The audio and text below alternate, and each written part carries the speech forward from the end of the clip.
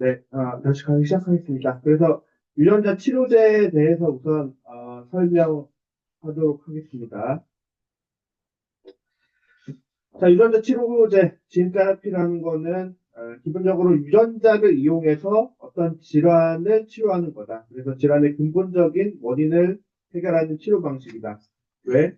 아, 질병이라는 거, 결국 세포의 생명활동을 하는 게 결국에는 유전자라는 거에 의해서 설계되어 있기 때문에 유전자를 근본적으로 치료할 수 있게 되면은 어떤 질병이든 사실은 치료할 수 있는 거예요.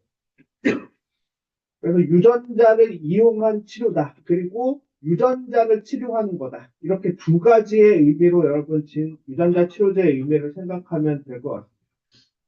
특히나 이제 이런 유전자 치료제가 필수적인 경우가 어떤 유전변이로 인한 선천성 질환, 그러니까 유전병이라고 하죠. 유전병. 유전병에 대해서는 보통의 치료 약물들은 증상을 완화하는 데 초점을 맞추고 있지 질병을 근본적으로 치료하지 못합니다.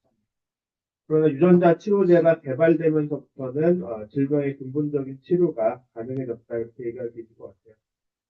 유전자 치료제는 뭐 어떠한 것들이 있냐? 두 가지 정도로 정의할 수 있는데 첫 번째는 유전자 대체 치료다. 진 리플레이스먼트 치료다. 그래서 이건 뭐냐면 유전병이라는 거는 보통 어떤 특정한 유전자에 유전 변이가 생겨서 제대로 기능을 하지 못해서 질병이 생기는 건데 그래서 이 변이가 생긴 유전자를 외부에서 대체하는 겁니다. 그래서 외부에서 대체하는 유전자를 벡터를 통해서 환자에게 전달하는 것. 이걸 통해서 치료하는 것을 우리가 유전자 대체, 진 리플레이스먼트 치료다. 이렇게 얘기를 합니다. 이렇게 해서 외부에서 이제 그 유전자를 환자한테 전달해 주면은 이제 환자 세포 내에서 그 전달해 준 유전자가 단백질로 발현되어서 이제 환자가 갖고 있던 변이 유전자의 기능을 대체할 수 있기 때문에 이제 질병이 치료되는 것이죠. 자, 그래서 이런 식으로 유전자 대체 치료, 진 리플레이스먼트 치료를 할 경우에는 외부 유전자가 환자한테 한번 들어가서 지속적으로 오랜 시간 동안 발현하는 것이 치료에 유리한 방식이다. 이렇게 얘기할 수가 있겠습니다. 최근에는 이제 크리스퍼 카스와 같은 유전자 편집 기술이 발전함에 따라서 유전자 편집, 진 에디팅 테라피가 개발되게 되었습니다. 이 방식은 이제 던이가 있는 유전자를 직접 교정하는 방식입니다. 즉, 그러니까 인간의 한정에서 얘기하면 인간의 염색체를 직접 고치는 거죠. 그러기 위해서는 이제 외부에서 유전자 편집 도구를 전달하는 겁니다. 카스나인 같은 거. 그래서 그런 것들을 환자한테 전달하면 외부에서 전달해준 유전자 편집 도구가 환자 세포 내에서 발현해서 환자 세포 내 염색체를 타겟으로 해서 어떤 환자의 유전 변이를 교정하고 이렇게 되면 환자의 염색체에 있던 문제가 됐던 유전 변이 자체가 사라졌기 때문에 세포 자체가 이제 정상적인 유전자 기능을 회복할 수 있게 되는 것입니다. 이런 식으로 유전자 편집 치료를 하게 되면 유전자 편집이라고 하는 건 결국 세포에서 한 번만 딱 작동하면 되는 거니까 작동 후에는 사실 유전자 가위 같은 것들이 더 이상 발현할 필요가 없습니다. 오히려 지속적인 발현을 하게 되면 이제 옥타리 같은 부작용을 유발할 수 있기 때문에 이런 경우에는 외부 유전자, 그러니까 유전자 편집 도구죠. 편집 도구를 일시적으로 발현하는 시스템이 유리하게 됩니다. 따라서 유전자 치료제를 어떤 식으로 전략을 구성하느냐에 따라서 어떤 발현 시스템, 어떤 벡터를 써야 하는지 그런 것들을 잘 전략적으로 가져가야 하는 것입니다. 자, 그래서 유전자를 환자한테 전달하는 방법으로서 제일 널리 쓰이는 건 사실 이 바이러스 벡터라고 할 수 있겠습니다. 바이러스. 그래서 바이러스 벡터는 숙주세포에 자신의 유전자를 도입하고 발현시키는 바이러스의 특성을 이용한 겁니다. 그럼 바이러스라는 게 뭔지 생각해 보면 결국에는 자기의 바이러스의 유전자를 자기 스스로는 발현하지 못하고 항상 숙주세포에 자기의 유전자를 주입해서 숙주가 갖고 있는 유전자 발현 시스템, 이런 것들을 이용해서 이제 증식하는 그런 어떤 생명체라고 하기가 좀 그런데 어떤 그런 뭐 생체 분자잖아요. 그래서 이게 특징이 뭐냐면 굉장히 세포를 잘 감염시키고 잘 전달되고 이런 특징을 가지고 있어서 그게 어떻게 보면 우리가 환자한테 어떤 특정한 유전자를 전달하려고 하는 그런 특징과 같기 때문에 이 바이러스를 이제 벡터로서 이용하고 있거든요. 다만 이제 바이러스가 기본적으로는 이제 보통은 병원성 감염성, 그러니까 질병을 유발하는 거기 때문에 이런 부분들은 우리가 인위적으로 좀 제거를 하고 어떤 문제가 될 수 있는 부분, 그래서 뭐 병원성 단백질이 없다고 하더라도 뭐 환자 세포에 들어가서 지속적으로 이제 복제되거나 하면 이제 문제가 생길 수 있으니까 그런 부분들은 제거하고 유전자를 전달하고 발현하는 기능만 한정적으로 이제 갖도록 이제 변형한 것들을 우리가 바이러스 벡터라고 부릅니다. 그래서 이 바이러스 벡터를 어떤 바이러스에서 우리가 가져왔냐, 어떤 바이러스를 기초로 해서 만들었냐에 따라서 굉장히 다양한 바이러스 벡터가 존재하는데, 뭐 예를 들면 아데노바이러스 벡터, 뭐 이런 것, 아데노바이러스 벡터도 굉장히 종류가 많아요. 그래서 아데노바이러스 벡터라고 하면 여러분이 잘 알고 있는 그 아스트라제네카의 그 백신, 코로나 백신, 그게 이제 아데노바이러스 벡터 기반이었죠. 그다음에 AAV, 이것도 굉장히 많이 쓰이는데 아데노 어소시에이티드 바이러스라고 해서 상당히 좀 크기가 작은 DNA 바이러스입니다. 그다음에 뭐 렌티 바이러스 이런 것들이 있습니다. 그래서 기본적으로 바이러스는 전달률이 높아요. 전달률이 높고 바이러스 자체가 그 세포에 한번 들어가면 비교적 오랜 시간 동안 잘 전달한 유전자를 발현합니다. 그리고 어떤 것들, 렌티바이러스나 AAV 같은 것, AAV도 일부 이제 자기의 어떤 바이러스의 유전자를 아예 그 숙주 세포 염태체에 삽입해버려서 거의 세포가 죽지 않는 한 반영구적으로 유전자가 발현되기도 합니다. 그래서 바이러스 벡터는 굉장히 좀 오랜 시간 발현하는 특징을 가지고 있어서 진 리플레이스먼트 테라피에 좀 적합한 그런 전달체다 이렇게 얘기할 수 있을 것 같아요. 근데 바이러스 벡터가 이렇게 좋긴 한데 단점들도 있습니다. 염증이나 면역 반응이 존재합니다. 존재할 수밖에 없는 게 이 바이러스 벡터가 우리 인간을 계속 공격하는 그런 바이러스들이기 때문에 사람들이 다 항체를 가지고 있고 들어오게 되면 이거를 외부의 위험물로 인식해서 염증 같은 게 다 일어나요. 뭐 그런 것들을 이제 최소화하는 것도 중요하긴 한데 최근에 이제 아데노바이러스 같은 건 최근이 아니라 아주 초창기에 몇십 년 전에 처음 임상시험 할 때 환자가 사망해서 염증으로 사망해서 사실 그 굉장히 오랜 시간 동안 이런 바이러스 연구가 정체되는 좀 계기가 됐었고 AAV는 사실 임상으로 개발된 것들도 많이 있는데, 그러니까 FDA 허가받은 것들도 많이 있는데, 최근에도 계속 임상을 하고 있고, 근데 최근에 임상에서 그 간독성으로 좀 사망하는 경우가 두 건 정도 있었어요. 그래서 여전히 이제 이런 바이러스 벡터의 염증이나 면역 반응이 존재하는 게 문제가 될 수 있다. 이렇게 생각하고 있습니다. 그리고 AAV 같은 경우에는 전달할 수 있는 유전자 크기가 한 4.7kb로 좀 제한되어 있어서 유전자를 전달하는데 좀 어려움이 있고요. 그리고 아까 말했던 렌티바이러스 같은 거는 전달한 유전자를 스큐세포의 염색체 속에 삽입하는데 이 염색체 속에 삽입하는 게 어떤 특정한 지역에 알려진 지역에 이렇게 삽입한다면 큰 문제가 없는데 이게 좀 랜덤하게 좀 불규칙하게 염색체 속에 삽입되다 보니까 어떤 경우에는 염색체의 좀 불안전성을 높이고 이래서 이제 암을 유발할 수도 있다. 이런 위험성도 좀 가지고 있어. 그래서 그런 것들을 좀 조절하는 것이 필요하다. 자, 그 중에서 오늘 조금 먼저 얘기할 거는 이제 아데노 부속 바이러스 AAV인데 AAV는 어떤 거냐면 단백질 펩시드를 가지고 있습니다. 펩시드라고 하는 껍질, 단백질로 된 껍질을 가지고 있고 그 안에 싱글 스트랜드 DNA로 된 자신의 유전자를 가지고 있는 그런 바이러스입니다. 그러니까 피가 상당히 작고 그래도 비교적 안전한 바이러스로 여겨지기 때문에 유전자 치료제, 개발된 유전자 치료제에 상당히 많이 쓰이고 있습니다. 그리고 AAV도 그리고 종류가 많아요. 세로타입이라고 하는데 뭐 AAV2, AAV8, AAV9 뭐 이런 식으로 번호를 붙이는데 그런 번호가 붙은 거에 따라서 캡시드의 구조가 약간씩 다르고 그런 거에 따라서 좀 세포나 조직, 특이적인 전달력을 나타내기도 합니다. 그래서 내가 어떤 조직에 전달하려고 하냐에 따라서 AAV를 좀 다르게 선택할 필요가 있습니다. 그리고 뭐 전달된 세포 내에서 에피존 형태로 수개월 이상 이제 발현이 유지되는 그런 특성을 가지고 있습니다.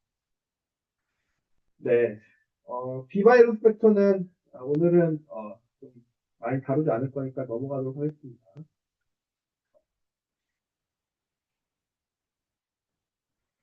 자, 그래서 실제로 유전자 치료제가 어떻게 쓰이는지 좀 예를 들어볼게요. 요거는 이제 최초의 유전자 치료제라고 할 수 있는 이제 럭터나의 예인데, 여기 보면 이거는 럭터나의 그 최초 그 임상 시험을 받았던 환자 얘기입니다. 그러니까 FDA 허가를 받기 전에 이제 임상 마지막 단계에서 이제 대상 환자군으로 이제 선정돼서 치료받은 환자고 이제 효과가 상당히 좋았기 때문에 이제 치료제를 승인받을 수가 있었어요. 그래서 넘어갈게요. 자, 그래서 이 럭터나의 치료가 대상이 되는 그 질환은 무엇이냐? 눈, 그러니까 망막 유전 질환입니다. 망막 유전 질환. 레버 흑암시라고 하는데, 레버 콘제니탈 아마로시스 이렇게 얘기하는데, 이게 그 흑암시라고 하는 거는 시야가 거의 까맣게 안 보이는 거를 이제 뜻하는 거거든요. 그래서 이런 환자 같은 경우에는 이제 눈에서 RP65라고 하는 유전자가 굉장히 중요한 유전자인데, 이게 논센스 뮤테이션. 그러니까 중간에 스탑 코돈이 생겨가지고 RP65 유전자가 아예 발현하지 않는 겁니다.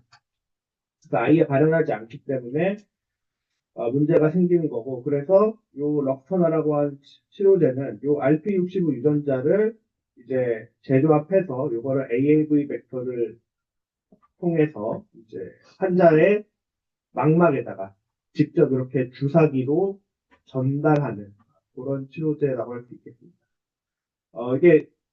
이게 약간은 과장한 거지만 실제로 이 AAV 벡터 치료제를 이 안구에 이제 이 동공 쪽 이쪽을 피해서 이렇게 바늘을 실제로 찔러야 됩니다. 이렇게 실제로 찔러서 요 뒤쪽. 왜냐면 여기가 이제 빛자극이 맺혀서 실제로 이제 우리가 시각 자극 처리가 일어나는 곳이 요 뒤쪽이기 때문에 실제로 바늘을 이렇게 찔러가지고 요 망막 부위에 이제 요게 이제 사실 뉴럴 레티나라고 하는 망막 부위고 요 밑에가 이제 RP라고 하는 세포층인데 그 사이에 이렇게 그 약물을 이렇게 투여를 하게 됩니다. 그러면은 바이러스 벡터의 타겟은 요 밑에 있는 RP 세포층이기 때문에 RP 세포층에 요 바이러스 벡터가 전달돼서 회복이 되는 것이죠. 그런 를 가지고 있다. 그래서 RP65라고 하는 거는 기능은 우리가 눈에서 이제 빛 자극을 이제 보려면 이 뭐 여러 가지 이제 그러니까 빛 자극을 우리가 받아들이는 거는 이 빛을 받아들였을 때 그 자극을 전기적인 신호로 바꾸는 건데 결국 그런 신호 전환이 결국 단백질에 의해서 일어나는 거고 그 과정에서 이제 비타민 A가 필요하거든요. 비타민 A, 레티놀이라고 하는. 그래서 레티놀을 써야 되는데 레티놀을 계속 우리가 먹어서 이제 채우는 건 아니고 레티놀을 이렇게 그 사이클을 돌면서 이제 이쪽에서 소모된 거를 다시 대사를 통해서 회복하고 이거를 계속 반복해야 되거든요. 반복해서 우리가 레티놀을 재사용할 수 있는데 그 중간에 중요한 효소가 이제 RP65인데 그게 이제 망가진 겁니다. 그래서 이 레티놀의 리사이클이 고장나가지고 우리가 못 보게 되는, 그래서 시신경 수용체들이 이제 죽어서 이제 문제가 생기는 경우죠. 그렇습니다. 그래서 이런 질병이고, 그래서 조금 더 구체적으로 얘기해 보면, 자, 그래서 럭터나는 기본적으로 RP65 유전자를 전달해야 된다. 요거는 너무 명확하다. 왜냐하면 환자의 RP 세포의 RP65 유전자가 아예 없어서 생기는 문제이기 때문에, 전달해서 RP65가 좀 나오게 하면은 치료가 될 것이다. 이제 이렇게 생각할 수 있는 거죠. 그리고 아까 말했듯이 RP 세포에 전달을 해야 돼요. RP 세포에 전달하려고 하는데, 이 눈의 구조상, RP는 여기서 보면은 이게 눈이고, 요 뒤쪽에 이제 망막 조직인데, 이 망막 조직에서도 제일 뒤쪽, 또 제일 밑에 층이에요. 제일 밑에 층. 여기에요. 여기입니다, RP가. 그러니까 이거 주사를 뭐 이렇게 이쪽으로 뭐 안약처럼 넣어봤자 이게 이로 잘 못 가겠죠. 안약처럼 넣어도 요 표면을 따라가니까.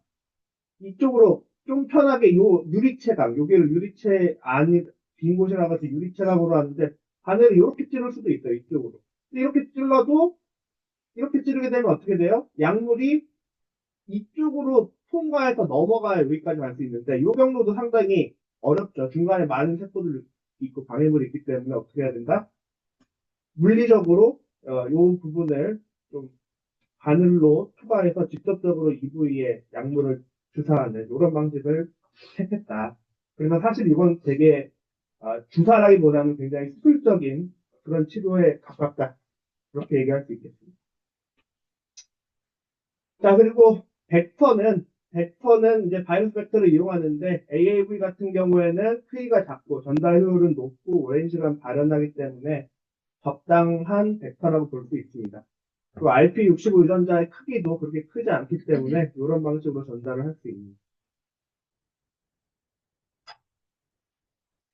자, 그래서 이런 거고 여러분들이 좀 봐야 할 게 이제 실제로 이런 벡터의 구성인데, 자, 그래서 이게 이제 그 특허에 나와 있는 AAV 벡터의 구성이에요. AAV 벡터의 구성이고, 여기 이제 ITR이라고 돼 있는데, 이 ITR이라고 돼 있는 게 바이러스 벡터가 원래 공통적으로 가지고 있는 부분이고, 이 ITR 벡터 사이에 있는 이 유전자들을 이제 바이러스가 복제하고 발현하고 이렇게 하게 되는 겁니다.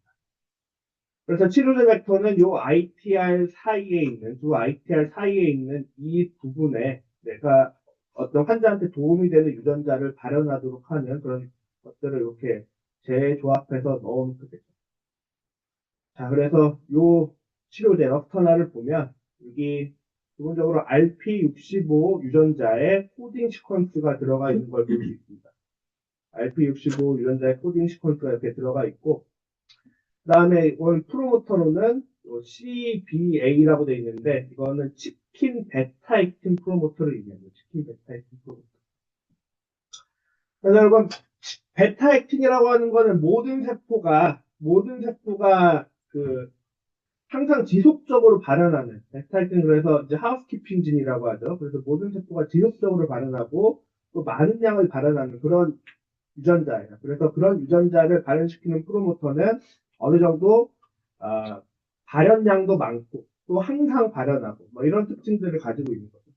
그래서 내가 넣어준 RP65 유전자가 이렇게 환자한테서 어떻게든 좀 많이 발현하게끔 하는 그런 의도에서 이런 프로모터를 썼다고 볼 수 있고, 또 CMV 인핸서 뭐 이런 거 있죠. CMV 인핸서 이런 것도 이제 CMV 인핸서는 이제 바이러스의 인핸서인데, 바이러스도 마찬가지로 이 숙주세포에 들어가면, 이제 숙주세포가 뭐든 상관없이, 숙주세포가 죽든 말든 상관없이 자기의 유전자를 복제하고 발현하는 데만 관심이 있는 애기 때문에 상당히 많은 양을 폭발적으로 발현시키는 그런 이벤트라고 볼 수 있습니다. 그래서 그 럭터나 같은 경우에는 이 전달한 RP65 유전자를 어떻게든 환자의 RP 세포에서 많은 양을 발현시키기 위해서 그렇게 보완된 치료제다 이렇게 얘기할 수 있습니다. 그리고 사실 이게 가장 이제 초창기에 개발된 치료제이기 때문에 사실은 형태가 굉장히 단순하다고 볼 수 있어요. 그래서 이런 그 프로모터, 이런 이제 프로모터 시스템은 사실 우리가 그냥 실험할 때도 많이 쓰는 이제 프로모터의 형태거든요. 네, 이런 걸 이제 그대로 사용한 그런 벡터라고 할 수 있겠습니다. 자, 그래서 이런 벡터를 가지고 이제 바이러스 벡터를 만들었다.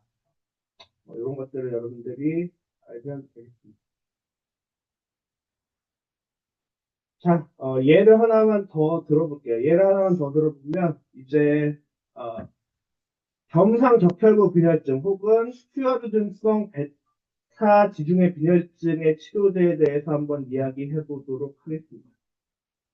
여러분이 시클셀 디지즈라는 말은 아마 고등학교 뭐 과학 교과서에도 써 있고 해서 많이 들어봤을 거예요. 그래서 시클, 낫이죠, 낫. 낫 모양으로 적혈구가 이상하게 생기는 그런 질병인데, 보통 이제 HBV 유전자, 그러니까 헤모글로빈 베타 서브유닛이라고 하는 유전자에 돌연변이가 생겨서 발생합니다. 특히나 요 시클셀 디지즈는 어, 여섯 번째 그 글루타메이트가 발린으로 그 바뀌는 그런 뮤테이션을 가지고 있는 것으로 알려져 있죠. 그래서 적혈구의 모양이 이렇게 이상하게 변형이 되면 원래 적혈구는 이런 약간의 도넛 모양처럼 생겼는데 안에가 차 있는 이렇게 생기게 되면 이 적혈구가 원래 이렇게 생긴 게 이제 잘 변형이 되고 모양이 잘 변형되고 이런 특징들이 있어서 이제 혈관의 모양이나 크기에 따라서 적혈구가 적당히 수축되고 팽창하면서 이제 잘 돌아다녀야 되는데 이렇게 되면은 이제 혈관 그 적혈구의 어떤 탄력성이 떨어지게 되면서 이제 혈관벽이 좁거나 이러면은 잘 흐르지 못하고 막혀서 이제 혈관 폐색 같은 문제를 야기하고 그리고 기본적으로 이제 빈혈에 시달릴 수밖에 없죠. 두통도 심하고, 통증도 심하고. 그런 질병입니다.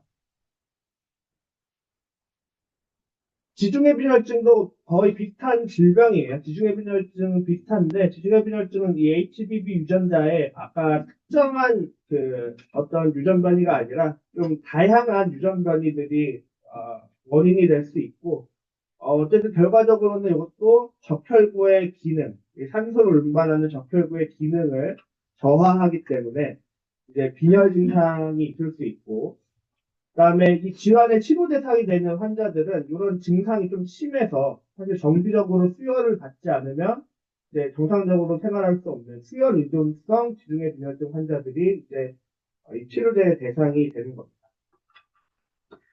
그리고 이 환자들은 보통 이제 뭐 이게 지중해 빈혈증이라고 붙은 게 이제 지중해 연안이나 아프리카 북부 뭐 이런데 동남아 이런데 환자들이 좀 있거든요. 왜냐하면 이게 이 말라리아 저항성과 또 관련이 있어서 사실 요 HBV 유전자에 돌연변이가 있으면 말라리아 원충도 이 적혈구 내에서 잘 살지 못해갖고 그런 것 때문에 이제 그 선택 진화과정에서 선택을 받아가지고 그 말라리아가 유행하는 그런 지방에 이제 요 환자들이 좀 많은 것으로 알려져 있습니다. 그래서 미국 내에서도 좀 흑인들의 경우에 좀 더 발병률이 높다고 알려져 있어요. 그래서 이런 질병이다. 그래서 HBV 유전자에 유전 변이가 있는 그런 질병이다.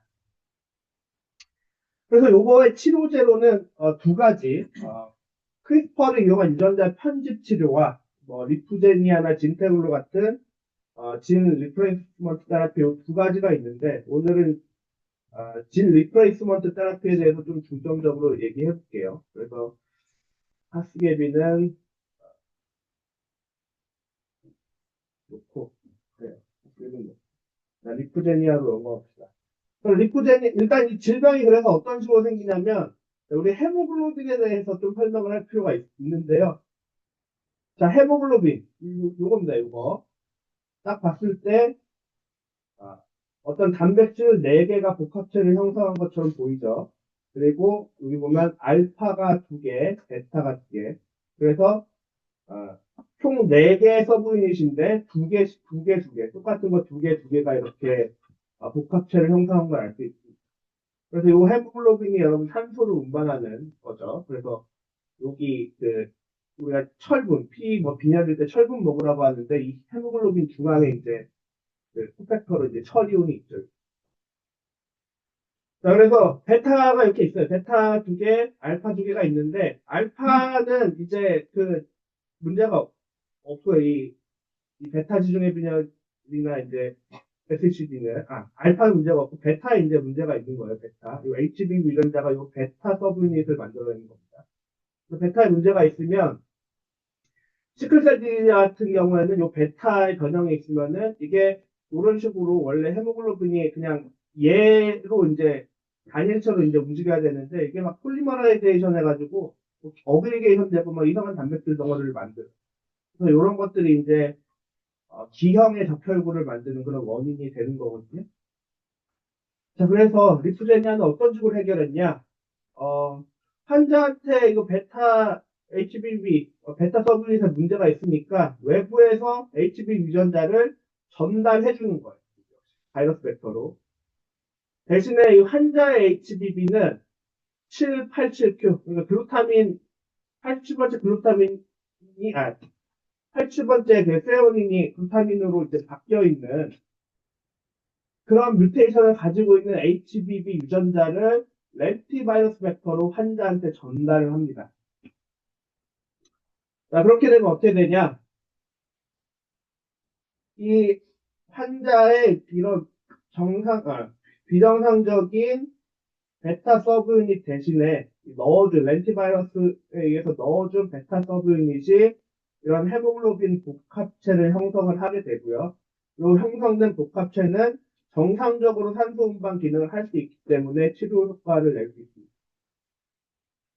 그리고 중요한 거는 이 환자들은 아까처럼 아예 발현을 하지 못해서 생기는 게 아니라 오히려 비정상적인 기능을 하게 하는 이런 단백질을 비정상적으로 작동하게 하는 그런 이상한 단백질이 만들어지는 게 문제이기 때문에 사실 이런 것도 막을 필요가 있는데 요 T87Q 뮤테이션을 가지고 있는 이런 헤모글로빈들은 얘네들이 좀 있어도 얘네들과 이제 상호작용을 하지 않아서 이런 그 폴리머라이제이션 돼서 이제 어그리게이션 되는 그런 단백질들의 생성을 또 막을 수가 있어요.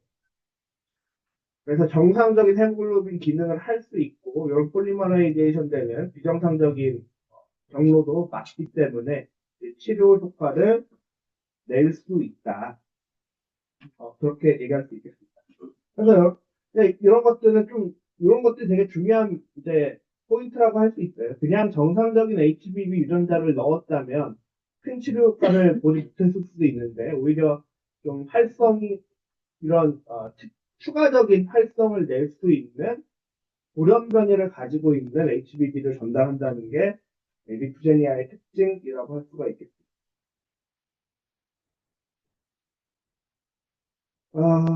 뭐 렌티바이러스는 설명을 그럼 렌티바이러스는 뭐 바이러스고요. 이거는 그 특징적인 거는 그 에이즈 바이러스, HIV 바이러스에서 유래한 거예요. 그래서 HIV 바이러스에 유래해서 사람들이 인위적으로 그거 그 병원성 감염성을 제거해서 이제 바이러스 벡터 형태로 만든 거고요. 자, 벡터의 형태는 이렇습니다. 그래서 아까보다 훨씬 복잡하죠. 그래서 어, 뭐냐 럭서나 같은 경우에는 좀 초창기에 나온 벡터이기 때문에 굉장히 좀 단순하고, 그 다음에 눈이라는 국소적인 부위에 전달하는 거기 때문에 좀 단순할 수 있었는데, 이 벡터는, 이 리프제니아의 렌티바이러스 벡터는 상당히 복잡하게 구성되어 있습니다. 그러니까 중요 특징만 살펴보면, 그래서 요런 부분들만 복잡하게 되는데 이런 부분들은 사실은 렌티바이러스가 원래 공통적으로 갖고 있는 부분이고 이 부분이 실제로 그 HBV 유전자를 코딩하고 있는 부분인데 이 부분을 보면 자 이제 프로모터 여기 있어서 이렇게 발현을 해요. 이렇게 요 방향으로 발현을 합니다. 요 방향으로 발현을 하고 특징적으로 이제 헤모글로빈 베타 서브유닛 유전자의 원래 프로모터를 그대로 갖고 와서 쓰고 있습니다. 그러니까 HB 프로모터를 그대로 쓰고 있어서 이제 이거는 적혈구 계통의 세포에서만 발현할 수 있게끔 하고 있어요. 이게 중요한 특징입니다. 아까 럭서나 같은 경우에는 그냥 거의 모든 세포에서 지속적으로 많은 양 발현하는 프로모터를 썼다면 이번에는 적혈구에서만 좀 특이적으로 발현할 수 있는 시스템을 썼다. 그 옆에 있는 HS2, HS3, HS4 이것도 사실은 다 적혈구에 관련된 적혈구의 HBB 발현과 관련된 인행서 조합이라서 이런 것들도 적혈구에서만 좀 특이적으로 강하게 발현할 수 있게끔 이제 벡터, 프로모터와 인행서들이 좀 구성되어 있는 걸 볼 수가 있습니다. 자, 그리고 중간에 이 부분에 이제 그 아까 말했던 뮤테이션이 들어가 있고 87번째 스레오닌이 글루타민으로 가는 뮤테이션이 들어가 있고 그다음에 그 인트론도 일부 삽입되어 있어요. 인트론. 그러니까 코딩 시퀀스만 쓰는 게 아니라 인트론도 일부 삽입되어 있어서 이 마말리안 셀에서 정상적으로 mRNA가 프로세싱 될 수 있는 그 과정을 거치도록 하는 것이죠. 그래서 프로모터나 이런 부분에 있어서 상당히 좀 복잡한 부분들이 많이 들어갔는데 목적은 뭐냐? 적혈구 계통의 세포에서만 특이적으로 발현하도록 한 거다. 이게 이제 중요한 특징이라고 할 수 있겠습니다. 그래서 최근에는 이런 식으로 어떤 조직 타겟 특이적인 프로모터를 써야지만이 FDA나 이런 데 통과할 수 있어요. 예전처럼 뭐 CMV 프로모터 같은 거 쓰게 되면은 이 유전자가 다른 세포나 다른 조직에 가게 됐을 때 발현해서 생기는 부작용들이 우려되기 때문에 이런 식으로 벡터 구성 자체에서 굉장히 세포 특이적, 조직 특이적인 발현을 요구하고 있습니다. 자, 이게 왜 그런지 한번 좀 더 자세히 살펴보면 이 환자의 치료가 실제로 어떻게 일어나냐면 이 적혈구를 에디팅하는 거는 여러분 그 적혈구에 렌티바이러스 벡터를 전달해갖고 적혈구 세포에 이제 DNA를 전달해서 발현시킨다? 이건 사실 불가능한 얘기예요. 왜냐하면 적혈구는 핵이 없기 때문에.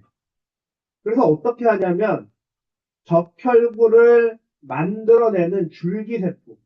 요게 적혈구거든요. 그래서 요 적혈구를 만들어내는 줄기세포, 이제 조혈모세포라고 하는데, 요 조혈모세포를 에디팅해서, 혹은 여기에 바이러스로 DNA를 전달해서 이 조혈모세포를 바꿔가지고, 이 조혈모세포가 이제 정상 기능을 회복해서 이제 이 혈구를, 피를 계속 생산하도록 만드는 게 이 치료의 핵심입니다. 그러니까 그냥 피를 뽑는 게 아니라 피 속에 있는 이 줄기세포를 모아서 뽑은 다음에 이 줄기세포를 처리해야 돼요. 그래서 환자한테 이제 특정 약물, 플렉사포라고 하는 이런 약물을 처리하면 이 줄기세포들은 원래 여러분 골수 안에 있거든요.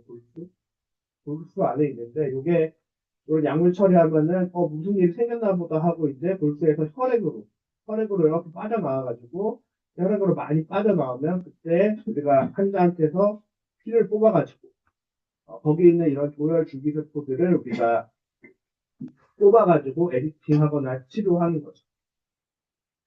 자, 근데 여기서 왜 그러면은 조직 그 세포 특이적 발현이 중요하냐? 이 조혈 줄기세포가 피만 만드는 게 아니거든요. 백혈구도 만들고, 뭐 바소필, 뉴스트로필, 뭐 요시파 이런 것도 만들고, T셀, B셀도 다 사실 조혈모세포가 만드는 거예요. 근데 적혈구가 아닌 다른 뭐 림프구의 세포나 백혈구에 이 헤모글로빈을 만드는 이 단백질의 발현은 필요하지 않죠. 그리고 그런 것들이 발현하게 되면 오히려 분화 과정에 영향을 미칠 수 있습니다. 분화하는데 HBB가 없어야 되는데 발현을 하거나 이러면은 정상적인 이런 림프의 기능이나 분화 같은 거에 영향을 줄 수 있어요. 그렇기 때문에 분화에는 영향을 주지 않아야 돼. 그래서 분화할 때는 가만히 있어야 돼. 가만히 있다가 이제 어느 정도 혈구 쪽으로 분화가 되었을 때, 그때부터는 이제 헤모글로빈이 발현을 해야 되는 거죠. 그러니까 그런 걸 유도하기 위해서 헤모글로빈의 적혈구 계통 세포의 특이적인, 그러니까 헤모글로빈 베타의 특이적인 프로모터들을 넣어서 이게 특이적으로 발현하도록 했다. 이렇게 이해하면 되겠습니다. 그래서 이런 식으로 치료하면 이제 치료 단계가 그래서 환자한테서 세포를 이렇게 채취한 다음에 유전자 편집을 하거나 아니면 렌티바이러스를 처리하고 그 다음에는 이제 세포가 제대로 고쳐졌는지 확인한 다음에는 이제 환자한테 다시 넣어야 돼요. 환자한테 다시 넣을 때는 어떤 식으로 넣냐면, 이 환자가 갖고 있는 줄기세포, 골수 속에 있는 줄기세포를 다 죽여가지고, 빈 공간을 만들어요, 빈 공간. 그래서 이런 약물 처리, 옛날엔 방사선 처리했는데 요즘은 약물 처리하거든요. 그래서 약물 처리해가지고 환자 골수에 있는 줄기세포들을 죽여서 빈 공간을 만들어서 이제 거기에다가 이제 재이식한 우리 줄기세포가 생착되도록 그렇게 유도를 하는 겁니다. 따라서 이 과정은 사실은 굉장히 좀 어려운 치료예요. 여러분 옛날에 옛날 영화에서 백혈병 걸린 환자들 보면은 항상 격리된 공간에 비닐 커튼 같은 거 치고 그 안에서 치료받고 이런 거 본 적 있잖아요.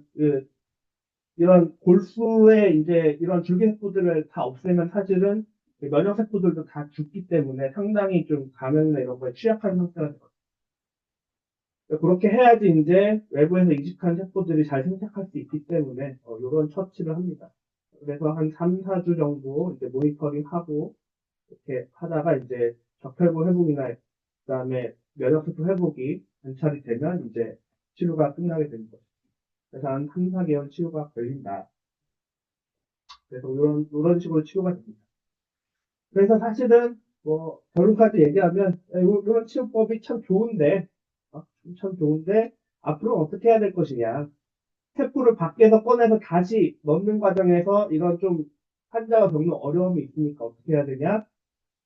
그냥 환자의 혈액으로, 환자의 몸속으로 이 치료제를 주사해서 치료제가 환자의 몸에서 이런 줄기세포들을 찾아가서 거기서 직접 에디팅이 되든 아니면 유전자를 전달하든 할 수 있게 좀 더 전달체를 더 업그레이드 해야 되지 않냐? 그래야 더 좋은 치료제가 되지 않냐? 이런 생각들을 다들 하고 있습니다. 그래서 그런 연구들이 많이 이루어지고 있다.